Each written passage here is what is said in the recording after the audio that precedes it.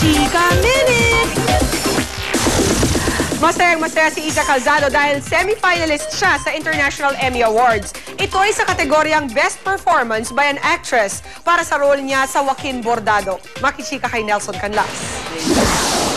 Hindi makapaniwala si Isa Calzado nang sabihin sa kanya na semi-finalist siya sa International Emmy Awards.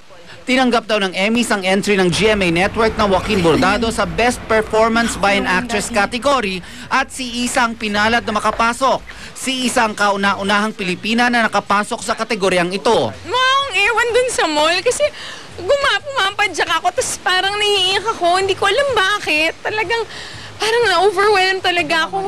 Nagpapasalamat si Isa dahil kahit semi-finalist pa lang siya, napansin ang mga Pinoy pagdating sa pag-arte. Tingin ko, it's about time. Kasi kung talent lang naman talaga, punong-puno tayo sa talent. Punong-puno? Grabe.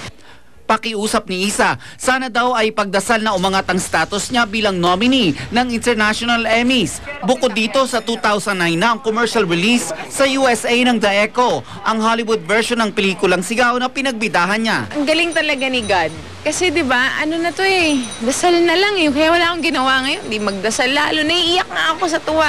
Nelson Canlas, updated sa Showbiz Happening.